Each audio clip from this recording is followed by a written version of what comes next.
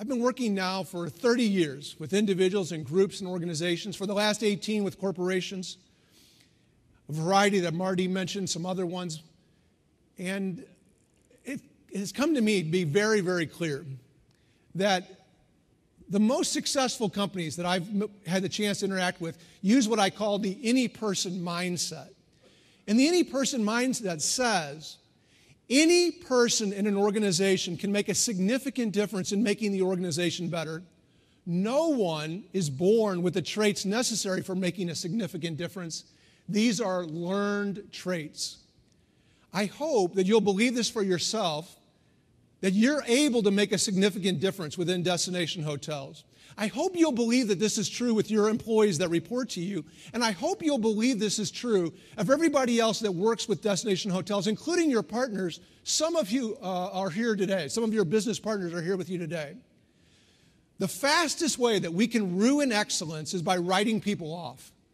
If we think that we're not capable of making a significant difference, or one of our employees or somebody else in the organization can't make a significant difference, if we write that person off mentally, we have decreased our chances of really delivering excellence on a regular basis. Schedule thinking and non-thinking time.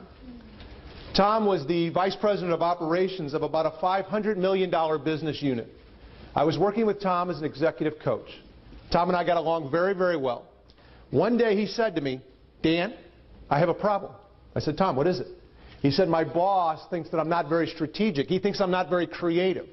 I said, "It's okay, Tom. I have seen this situation many, many times in the past. Here is what I suggest you do." Tom picked up a pen. He said, "This is going to be important. I'm going to want to write this down." I said, "Tom, here's what I suggest you do. On your weekly calendar, I suggest that you block out 1 hour a week to think. 1 hour a week where you get away from your boss and your customers and your employees and your suppliers and your family and your dog, and you go somewhere where no one knows you. You take out a blank sheet of paper, and at the top of the sheet of paper you write down one business outcome that you want to improve or one issue that you want to resolve. Take that outcome or that issue and turn it into an open-ended question. Not a yes or no question, but an open-ended question. Take 35 minutes and answer that question from a variety of perspectives. Your perspective, your boss's perspective, your employee's perspective, your customer's perspective, your competitor's perspective. Come up with as many ideas as you can for 35 minutes. At the end of 35 minutes, take the next 10 minutes, look at all of your ideas, combine ideas together to make even better ideas. At the end of 45 minutes, take your best idea, put together an action plan over the next 15 minutes, and then go back into your regular work week. I said, I think if you will do that, you can have a tremendous impact on all the other hours in your work week. Tom looked at me. He put his pen down, and he said to me, "Dan, that is the dumbest idea that I have ever heard." He said, "If I go off to La La Land to think, people are going to make fun of me." He said, "You don't understand. People don't pay me to sit around and think. People pay me to get things done." I said, "Tom, I do understand. People don't pay you to get things done. People pay you to improve results. If you'll take 1 hour a week to really think, I think you can have a tremendous impact on your results." He said, "Fine, I'll try it." 3 weeks went by and I saw Tom again. I said, "Tom, how's it going?" He said, "Well, I just want to let you know I tried your thinking idea." I said, "Yeah, how did it go?" He said, "I just want to let you know I wasted 3 hours that I could have been getting a lot of stuff done." I said, "Tom, hang in there." 2 more months went by, and we were talking about this again, and he said to me, "Dan, I just want to let you know I came across an idea that we've never tried before in operations, but I'm thinking about maybe doing it. What do you think?" I said, "Do you think it might have a positive impact on your most important business outcomes?" He said, "It might." I said, "Do you think it's going to have a high risk? Is it going to have a very negative impact on those outcomes?" He goes, "I don't think it's going to." I said, "Try it." About 4 more months went by, and we were talking about this again. And he said, "Dan, I just want to let you know I now schedule 1 hour a week to think, and everybody on my team schedules 1 hour a week to think." He said, "I just have one problem with you." I said, "What is it?" He said, "Why didn't you tell me to do this when we first met?" I did not have a very good answer, so I don't want to make that mistake twice. I encourage you folks, everybody in this room, regardless of the size of your organization or your title within the company or the organization, I encourage you to schedule on your calendar 1 hour a week to think. 1 hour a week where you get away from your boss, your employees, your suppliers, your customers, your family and your dog, and you go somewhere where nobody knows you. Take out a blank sheet of paper. At the top of the sheet of paper, write down one outcome you want to improve or one issue you want to resolve. Turn it into an open-ended question. For 35 minutes, write down as many ideas as you can from a variety of perspectives. For the next 10 minutes, combine ideas together to make an even better idea. At the end of 45 minutes, choose your best idea. Take 15 minutes to put together an action plan and move back into action. I think if you will do that, you can have a terrific impact on your results.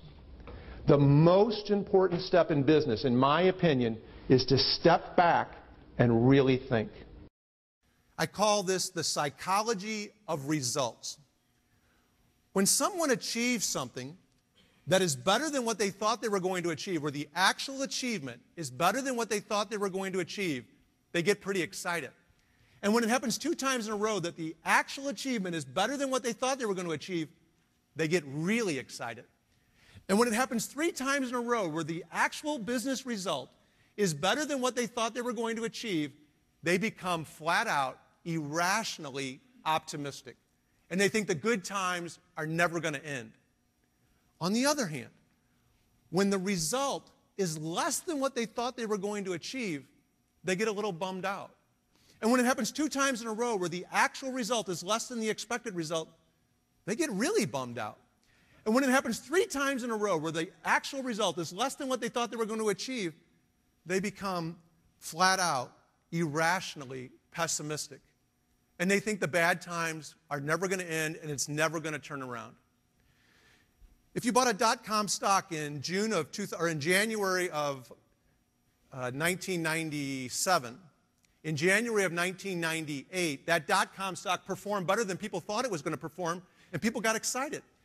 And in January of 1999, it performed again better than people thought it was going to, and people got really excited.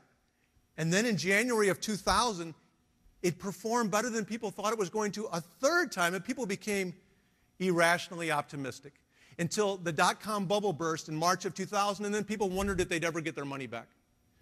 If a person bought a home in June of 2003, in June of 2004, the value of that home went up and people got excited. And then in June of 2005, it went up again and people got more excited.